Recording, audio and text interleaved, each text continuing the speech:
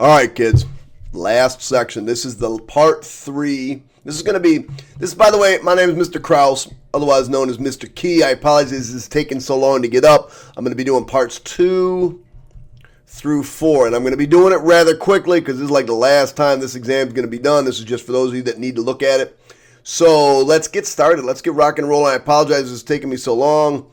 Sort of struggling with being sick and getting over being sick. So the number of this was a couple of these were just like simple. This was just a plain old simple one.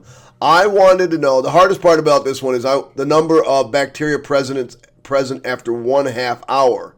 But this was a function used in minutes. So the only tricky part is you had to plug in 30, not a half, because this is a function in minutes. So plug in 30 and you get 500 times e to the 0.216 times 30.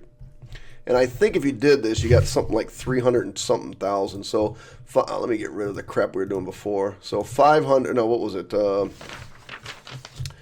500 times e to the 30.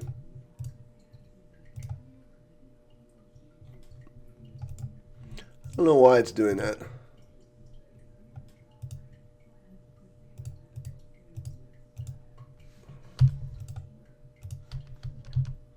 Oh, come on. I don't know why it's not giving me my answer. Normal calculation mode. Approximate. Let's go that. Make default. Okay. And I think...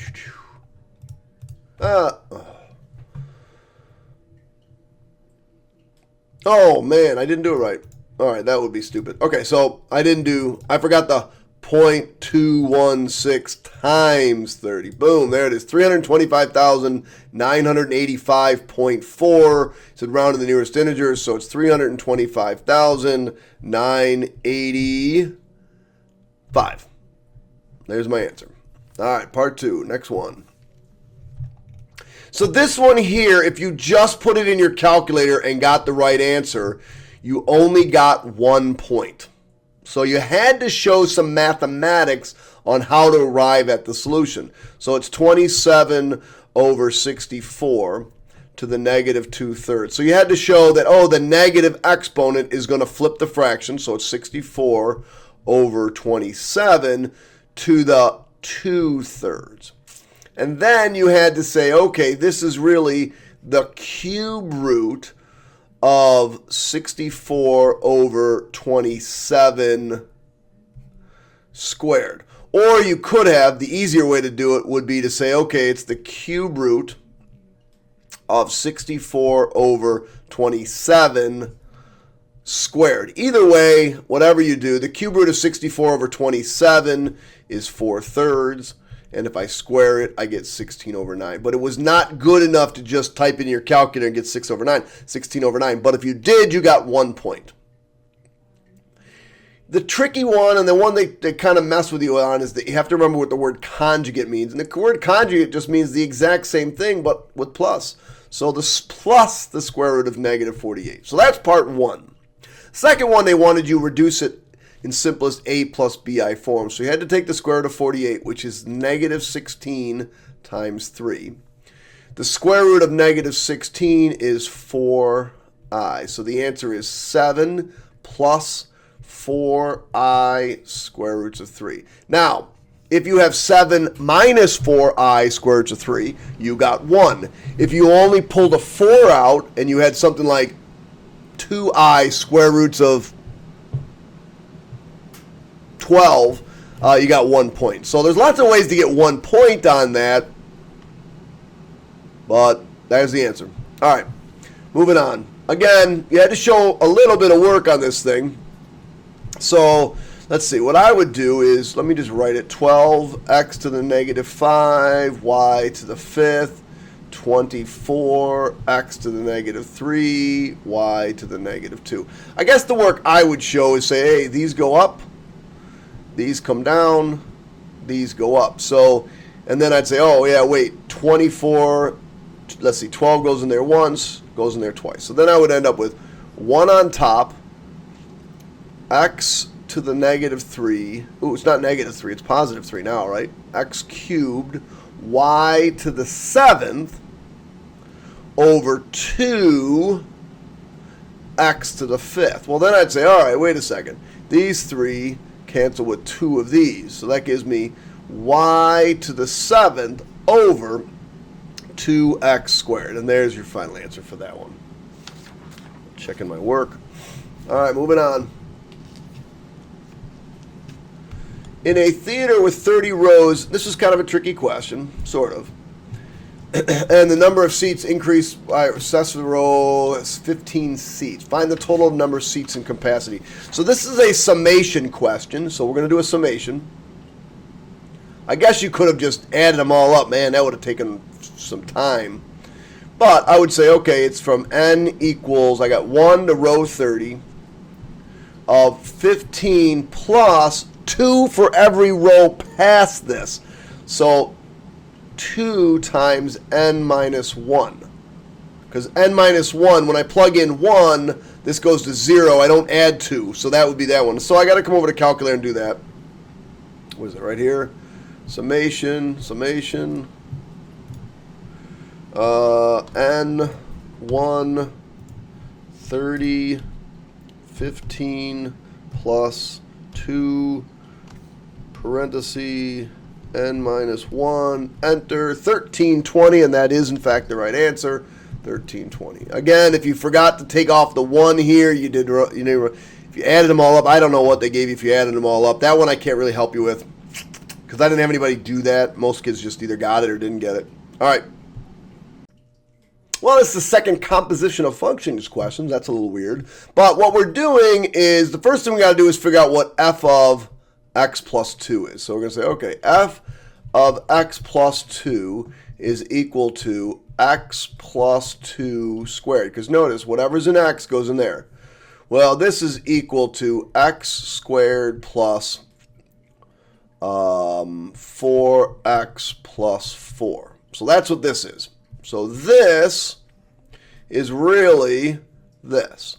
So now I want to do g of x squared plus 4x plus 4 because it says do g of whatever this is. All right. Well, that function says, hey, take whatever you got there and subtract 3. So that's going to be x squared plus 4x plus 4. That's this part minus 3. Oh, so my final answer is x squared plus 4x plus 1. Boom, composition of functions. Yay, I got that right. Oh, okay, moving on. Next one. All right, so this one was a little funky. It was easy to get 1 point, kind of easy to get 1 point, harder to get 2 points. So 250 degrees is a little bit past halfway down here. Now, if you just wrote this, you didn't get anything. You have to actually show an angle in standard position by putting in that arrow and doing 250 degrees. Then, sketch an angle of 250 degrees in standard position. Then express cosine of 250 as a cosine function of a positive acute angle. So that's the tricky part. So the first thing I got to do, again, like all of this trig stuff, is find the reference angle, and that's this one. So this is 70 degrees. So the answer, although the cosine of 70 is really equal to the cosine of 250, but not really. You got to remember, the cosine of 70 is positive. The cosine of 250 is negative. And they want you to represent a cosine function as a positive acute angle. So the answer is cosine of 70, but I got to put a negative out front. So this is the answer to this question. And that one was kind of tricky. That was a tough question. All right, I'm not going to lie. Not a lot of kids are going to get that one correct. That one's kind of tough. Sorry about that. It was a fair question, though. It wasn't a bad question. So hopefully you graphed it correctly and maybe you got it right. All right, so this one. First things first, I actually had a kid that couldn't factor this. That was really bad. X minus 4, x plus 1 is the factoring. This gives me x equals 4 and x equals negative 1. But these aren't the answers. Those are your critical numbers. Those are the ones you got to look on your number line. Negative 1 and 4. And you got to decide, okay, where is this thing going to do? What's this thing going to do out in this area? What's going on out here? So let me plug in x equals negative 10. So all right, negative 10. So that means this is negative 14, and this is negative, plug in negative 10. This makes this negative 9. A negative times a negative is positive. Okay. Let me plug in 0. So if I plug in 0, by the way, this is just one way of looking at this. If I plug in 0, I get negative 4, and I plug in 0, I get positive 1. So negative 4 times positive 1, that's negative. So in here is negative. And if you plug in 10 over here, you'd get positive.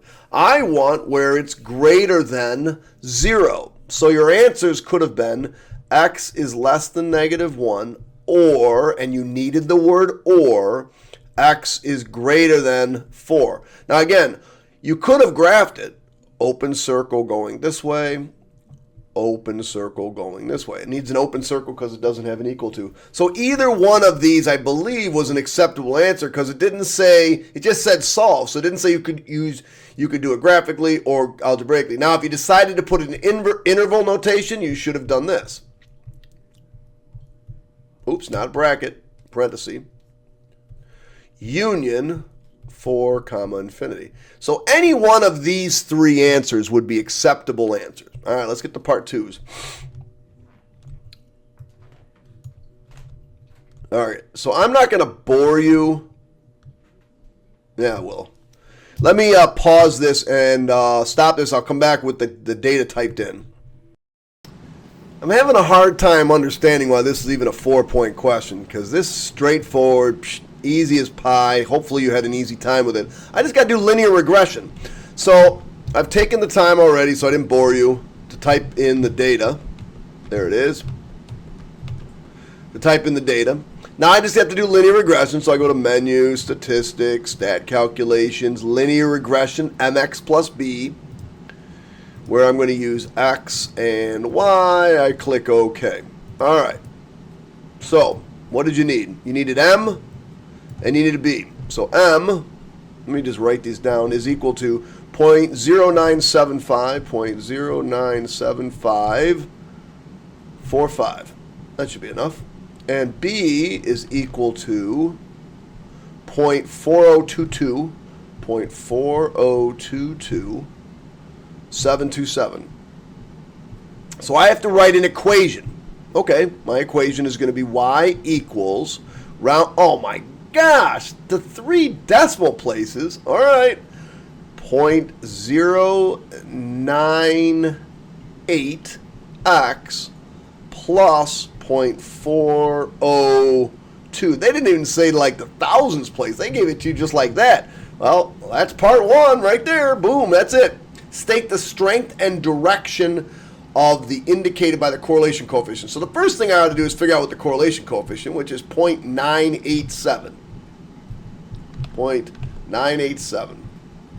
Well, that means it has a strong, you had to write strong positive correlation. And I can't believe it, but that gave you 4 points. Boom, done, shakalaka. Let's go on. All right, this one, a lot of kids mess this up, but it's actually not a bad question. So here's what we're going to do. I'm just going to take this y plus 2 and plug it in for x. So what I end up with is y over y plus 2 is equal to, oh, wait a second, it's got to go in for this x as well. Y plus 2 minus 3. All right, all over 2. So this ends up with y over y plus 2 is equal to y minus 1 over 2. Now I have to cross multiply. So I'm going to get 2y equals, now these should be put in parentheses so you don't do anything dumb. I got to multiply those. So if I multiply those, I get y squared plus y minus 2. I'm not going to do all that double distributing FOIL crap for you. All right, got to move everything to one side, so I'm going to bring the 2y over. I get 0 equals y squared minus y minus 2. factor it, I get y minus 2y plus 1. So my two answers are y equals 2 and y equals negative 1. Now, if you stopped there, I think you got 3 points out of 4. The problem is you got to find both points. You can't just find x and y. So when I have y equals 2, wasn't y equal to 2? When y was equal to 2, I plug that in here. X is equal to y plus 2, so x is equal to 4. So that's the point 4, comma 2. When y was equal to negative 1, and I got x is equal to y plus 2, plug that in, I get 1. So that is 1, negative 1. So those are my two answers. 4, comma 2, and 1, negative 1. All right. Last but not least, and this was not a tough question either. Straightforward, not a tough question. A rocket is shot in the air vertically. Its height is measured by this parabola, and it's an upside down parabola because it's got a negative coefficient. Determine algebraically the number of seconds it will take the rocket to reach 529 feet. So here's my formula.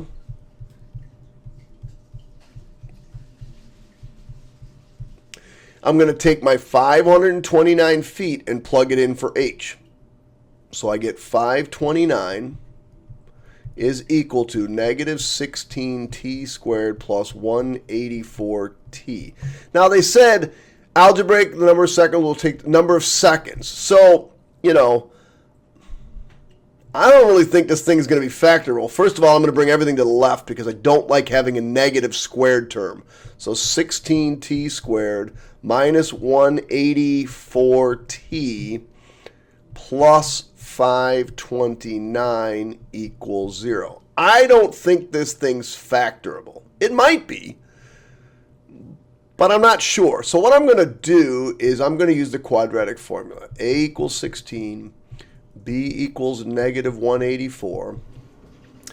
That's a 4. And C equals 529. And I always do the discriminant. You guys know that if you've watched my videos. That's 184 squared, which I don't have a clue what that is. 184 squared.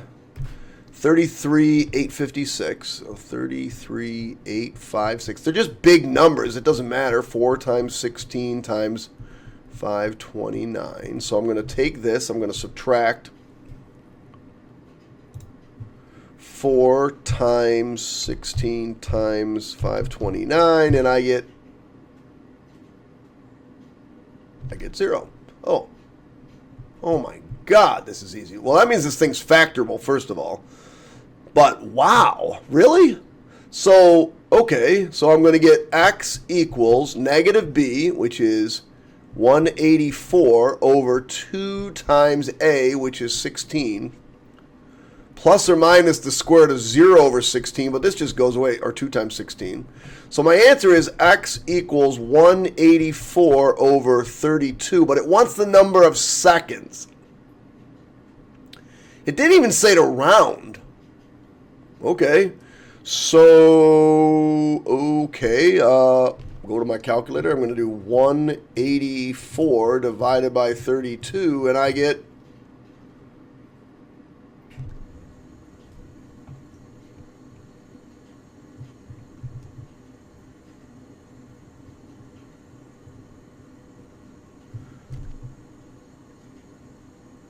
I don't think that's the right answer. Okay, I just realized I put in 180, not 184. So I knew the answer was not that. So let me get up there. Let me delete that, make that a 4. There it is, 5.75. So the answer is 5.75. Now, if you got that by any other means, like if you did it graphically, you got 1 point. You had to show some kind of mathematics. I can't believe 6 points. And that's all you had to show. Wait. Oh, that was a 4-point question. Okay, good. I thought it was a 6-point question. All right, I'll be back for the 6-point question. I don't have the answers for this one. We're just going to hope I get it right. I knew there was a forces question on this thing. So a force of 22 pounds. Anytime I saw force, Hopefully you were taught to draw a parallelogram with clearly one side longer than the other. So 22 and 43 act on an object at 52 degrees. Determine to the nearest pound the magnitude of the resultant force. Well, there's the resultant force. So I can't use that 22. I'll put that over there. That 52 is useless. I need to use this angle. So 180 minus 52 is, what is that, 128? So this is a straightforward side angle side law of cosines, where this is what I'm looking for. So let's call this the x. So x squared is equal to 43 squared plus 22 squared minus, was it 2 times 43 times 22 times the cosine of 128. So I got to put all that in my calculator. That's not what I need. This is what I need. So let's get rid of all this crap. So 43 squared, so 43 squared plus 22 squared plus 22 squared minus 2 times 43 times 22 times the cosine of 128. Enter. Now that I got to show that, I should show that in between step so I can get partial credit. 3497.8315. 8315. Now that's not the answer. Remember, I got to take the square root of that to find the answer. So I'll take the square root of the answer, and I get 59.142. 59.142 to the nearest pound. X equals 59. All right.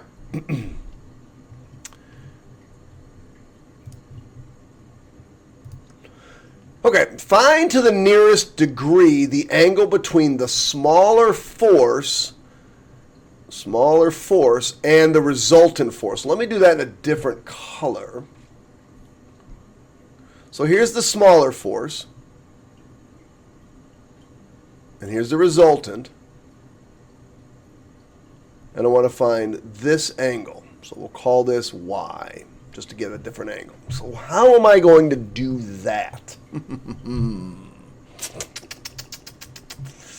So I need to find y. So this one would be something where I'd probably use the law of sines. Since I now know this is 59, I can use these two and these two. I would just use the law of sines. So the sine of y over 43 is equal to the sine of 128 over, what did we come up with, 59? I hope that's right, 59.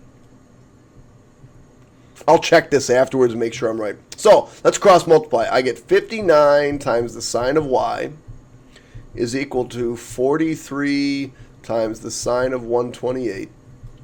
I'm going to divide by 59. So I get the sine of y is equal to 43 times sine of 128 over 59. And then I got to bring this sine over because I want to do the inverse sine. So it's inverse sine, I'll show all this work, of 43 times the sine of 128 over 59. So that's what I want to put in my calculator. I'm almost done. Inverse sine, not cosine, that's not useful. Inverse sine, we're going to do a fraction, and then this is 43 times the sine of 128 over 59. Enter. 35.05. So y equals 35.05. So the answer is 35. And yes, these are in fact the correct answers. 59 and 35 are in fact the correct answer. That's the end of it. Kids, I want you to know, I'm going to be working with another teacher, and we're going to be doing AP statistics next year, so stay with us. All right, that's the end of that. Hope you enjoyed Algebra 2, probably for the last time. Trig. All right, kids, bye. Hit that subscribe button for me, please.